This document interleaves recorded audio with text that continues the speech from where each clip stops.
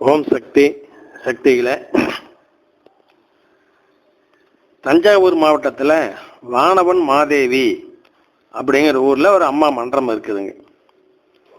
இந்த மன்றத்துக்கு பள்ளிக்கூடத்து பசங்கள்லாம் பரீட்சை டைமில் வருவானுங்க.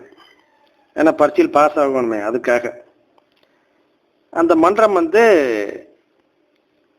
இந்த கிரில் கேட்டு போட்ட மாதிரி கேட்டு உள்ள மன்றம், முன்பகுதி மெயின் கேட்டு அந்த மாதிரி இருக்கு. அதான் வெளியிருந்தே பார்த்து கும்பிடலாம்.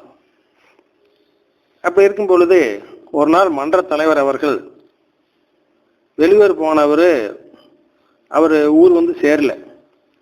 அதனால மன்றம் திறக்கல, சாவி அவர்கிட்ட தான் இருக்குது.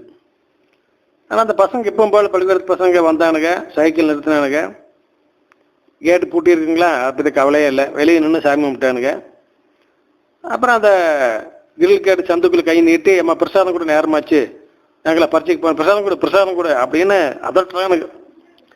அப்போ கருவறை அம்மா படத்துல இருந்து வளையல் அணிந்த அம்மாவின் கை நீண்டு அந்த பசங்க 2 பேர்த்துக்குமே விபூதி குங்குமம் பிரசாதம் கொடுத்துக்கலாமா, தலைவர் கொடுக்குற மாதிரியே. 2 பேர் வாங்கி நெத்தியில் வச்சுக்கிட்டு, ஆஹா அம்மா பிரசாதம் கொடுத்தது கத்திக்கிட்டே சைக்கிள் எடுத்துட்டு பள்ளிக்கூடம் போயிட்டானுங்க. இதையே அந்த எதிர்த்தாப்புல அந்த வீதியில் திண்ணைகளுக்கு ஒரு சிலர் பார்த்துட்டு இருந்துக்கிறாங்க. ஏன்னா அதை மன்றம் பூட்டி கிடக்குது, ஆனால் அந்த பசங்க அம்மா பிரசாதம் கொடுத்து சொல்லிட்டு போகிறானுங்களே, சரி பள்ளிக்கூடம் விட்டு சாயந்தரம் வரட்டு விசாரிக்கலாம் அப்படின்னு நம்ம விசாரிச்சப்பதான் உண்மை தெரியுது. இப்படி பார்த்தீங்களா, மன்ற படத்தில் அம்மா உயிரோடு தான் உட்காந்துட்டு இருக்குது. இதை சாதாரண படம் நினச்சிக்க வேண்டாம், பேசும் தெய்வம், பேசும் படம். ஒரு சமயம் அம்மா சொன்னாங்க, எங்கள் நண்பரில் ஒருத்தருடைய அப்பா தண்ணி மாஸ்டர், அவர் அடிக்கடி வீட்டில் தகராறு பண்ணி அம்மா படத்தை போட்டு உடச்சி போடுவார். இப்போ பின்னால் தெரிஞ்சு அவர் தீவிரமான பக்தராக தொண்டராக இருந்தாருங்க, அது வேற கதை. ஆனால் அப்படி பண்ணிட்டு இருக்கும்போது ஒருமா அம்மா அவர்கள் அவனை பார்த்து பேசுகிறாங்க, ஏண்டா எல்லாரும் என் படத்து முன்னாடி நின்று என்னை பல மாதிரி திட்டுறீங்க, நான் அதை செஞ்சு கொடுக்கல இதை செஞ்சு கொடுக்கலன்னு சொல்லி. ஒரு நாளைக்கு நானும் பாடுறா படத்துல இருந்துட்டே திருப்பி திட்டுறேன் பாரு, அப்புறம் எல்லாம் துண்டக்கானா துணியக்கானான்னு ஓடுவீங்கடா அப்படின்னாங்க. அது உண்மையான வார்த்தை சக்தி இல்லை. இப்போ அந்த கல்லுக்கடை மேடு மன்றத்தில் ஈரோட்டில் அப்புறம் அம்மா படத்துல பேசினாங்க இல்லைங்களா, அந்த கணவனை இழந்த பெண்ணிடம் கிட்டத்தட்ட 15-20 நிமிஷம் பேசிட்டு இருந்துக்கிறாங்க. அடுத்து பாருங்க, அம்மா ஒரு குடிப்பழக்கம் உள்ள ஒருத்தருக்கு அதை நிறுத்துறக்க என்ன உபாயம் பண்ணாங்க அப்படின்னா, எதுவுமே அதை பற்றி சொல்ல, நீ குடிக்காத குடி நிறுத்தியன்னு வாயத்திறந்து எதுவும் சொல்ல, ஆடை போகிறதுக்கு பொறுப்பெடுத்து செய்யி. ஆலய விழாவில் ஆடை பொருளில் கஞ்சி பொறுப்பெடுத்து செய்யி, பால விஷயத்தை பொறுப்பெடுத்து செய்யி, உணவு பொறுப்பும் கொடுத்தாங்க. அவர் இதையெல்லாம் செஞ்சார். அம்மா சொன்ன முடியும், நான் நல்லா சின்சியராக செஞ்சார். செஞ்சு முடித்த பின்னால் குடிப்பழக்கம் தானே அவரை விட்டு விலகி போய்விட்டது. அடுத்து பாருங்க, நம்ம பவானியில் காமாட்சியம்மன் கோவில் இருக்குது. அந்த காமாட்சியம்மன் கோவிலை கும்பாபிஷேகம் பண்ணணும் அப்படின்னு அங்குள்ள பெரியவங்கெல்லாம் முயற்சி பண்ணுறாங்க. ஆனால் ஏதோ காரணத்தால் தடையாயிட்டே இருக்குது. அந்த நிலையில் மாவட்ட சுற்றுப்பயணம் வந்த நம் குரு பகவான் அவர்களை அழைத்து கொண்டு அந்த ஆலயத்திற்கு அந்த பெரியவர்கள் சென்றார்கள். நம்ம அம்மா அவர்கள் உள்ளே நுழையும் பொழுதே சொன்னார்கள், அந்த நிலைவாயில் படியின் மேல் இருக்கும் கஜலட்சுமி சிலையை மாற்ற வேண்டும், அதனுடைய அமைப்பு சரியில்லை அப்படின்னு சொல்லி சொன்னாங்க. உடனே அந்த கோவில் சேர்ந்த பெரியவங்கள்லாம், சாமி நாங்கள் இப்போ கும்பாபிஷேகம் எல்லாம் இருக்கிறோம், அப்போ நாங்கள் மாற்றிடுறோம்ங்க கண்டிப்பாக அப்படிங்கிறாங்க. அம்மா சொல்கிறாங்க, இல்லை முதல்ல நீ இதை மாற்று, இதை மாற்றினா தான் கும்பாபிஷேகமே நடக்கும், இதை மாற்றி முடிச்சிங்கன்னா கும்பாபிஷேகத்துக்கு தேவையான பணம் தானே சேரு, நீ ஒன்றும் தேடி போக வேண்டியதில்லை அப்படின்னு அம்மா சொன்னாங்க. சரின்னு அவங்களும் அதே மாதிரி ஒரு வாரத்துக்குள்ளேயே அந்த கஜலட்சுமி சிலையை மாற்றிட்டு வேற நல்ல லட்சணமான சிலையை அதில் பிரதிஷ்டை பண்ணாங்க. அதே கஜலட்சுமி சிலை வேறு உருவத்தை நல்ல லட்சணமாக இருக்கிறத அங்கே பிரதிஷ்டை பண்ணாங்க. பிரதிஷ்டை பண்ண நான் ஒரு வாரத்துக்குள்ளே என்னாச்சுங்க, அந்த அறக்காவலர் குழுவை சேர்ந்த ஒரு பக்தர், அவர் பெரிய பணக்கார், அவர் லார்ட் சீட்டில் மிகப்பெரிய தொகை விழுந்திருக்குது, கிட்டத்தட்ட 30 லட்சம் ரூபாய்க்கு பக்கமாக. அவர் கொண்டு அந்த பணத்தை கொண்டு கொடுத்துட்டாருங்க கோவிலுக்கு கும்பாபிஷேகத்துக்காக. எனக்கு தான் ஏற்கனவே நிறைய வசதி இருக்குது, இந்த பணத்தில் என்ன பண்ணுறேன், நீங்கள் காமாட்சி அம்மன் கோவில் கும்பாபிஷேகத்தை வச்சுக்கணும்னு சொல்லி கொடுத்தாருங்க. எப்படிங்க, அம்மா சொன்னபடி செஞ்சா கும்பாபிஷேக தேவையான பணம் தானே தேடி வருது பாருங்க. அதே மாதிரி பாருங்க, இன்னொரு பக்தர் டாலர் எப்படி கழுத்துல போட்டுக்கிறது, இந்த அம்மா ஒரு இந்த தாலிக்கு மேலேயே டாலர் வந்து எப்படி போட்டுக்கிறது அப்படின்னு சொல்லி அந்த அம்மாளுக்கு ஒரு ஆட்சேபனை. அதனால டாலர் கழுத்துல போடாமல் இருக்குது.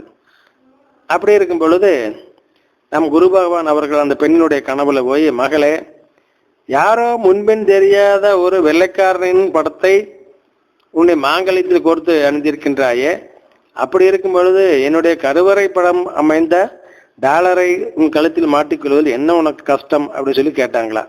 அப்பந்தான் அந்த அம்மாளுக்கு டக்குன்னு காண முடிச்சு எந்திரிச்சு தன்னுடைய தாலி செக் பண்ணி பார்க்குது. அவங்க இன வழக்கப்படி இந்த பிரிட்டிஷ் அரசனின் உருவம் பொறித்த தங்க காசு வந்து தாலியை அவங்க கோர்த்து கட்டியிருக்கிறாங்க. அப்புறம் தான் தன்னுடைய அறியாமை உணர்ந்து மன்னிப்பு கேட்டு அப்புறம் அவங்க டாலர், அம்மாவுடைய டாலர் கழுத்தில் அணிய ஆரம்பித்தாருங்களா சக்திகளை. அதே மாதிரி பாருங்க, இன்னொன்று திருச்சிக்கு பக்கத்தால தழுதாலை அப்படிங்கிற ஒரு ஊருங்க. இந்த ஊர்ல ஒரு குடும்பம் எல்லாருமே அம்மா பக்தர்கள், அதில் எந்த குறையும் இல்லை. ஒரு நாள் அந்த குடும்ப தலைவர் வெளியே போயிட்டு வீட்டுக்குள்ள வரும் பொழுது பார்த்தா அந்த வீட்டின் மருமக கொஞ்சம் அப்படி கோபமா இருக்கிறான்.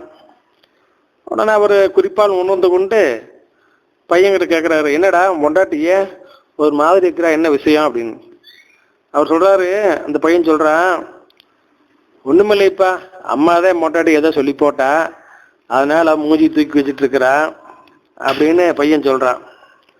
உடனே அந்த பெரியவர் என்ன சொல்றாரு, உம்மாவுக்கு நாக்கு நீளண்டா, இழுத்து வச்சு அறுத்து விட்டா சரியா போகும், அது நாக்கு தான் அத்தனை வேலை பண்ணுது, நாக்கு நீளம் அப்படின்னு கோபத்துல சொல்லி போட்டாருங்க. உடனே இந்த கிழவி என்ன பண்ணுச்சு, ரோசக்கார கிழவி, உடனே சமையல் கட்டுக்கு போச்சு, வெங்காயம் அறுக்கிற கத்தி எடுத்தது, பாத்ரூமுக்கு போச்சு, தன்னுடைய நாக்கை இழுத்து பிடிச்சி தானே அறுத்து எழுந்துருச்சு. அவ்வளோதானுங்க.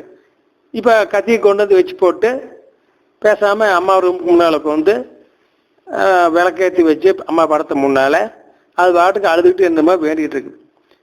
எல்லாம் அது சாயந்தரம் நேரம் வீட்டை சேர்ந்தவங்கெல்லாம் பார்க்குறாங்க, என்னடா அது இந்த கிளை வித்தியாசமாக என்னென்னமோ பண்ணுறாங்களே அப்படின்னு போய் பார்த்தா இந்த பூச்சி ரூமுக்குள்ள உட்காந்துருக்குது, வாயிலிருந்து ரத்தம் வலிஞ்சுக்கிட்டு இருக்குது. இப்போ என்ன நடந்ததுன்னு எல்லாம் விவரத்தை புரிஞ்சுக்கிட்டு அந்த நாக்கை தொலாவி எடுத்துக்கிட்டு அதுக்குள்ளே அதெல்லாம் எறும்பெல்லாம் அரிக்க ஆரம்பிச்சிருச்சு.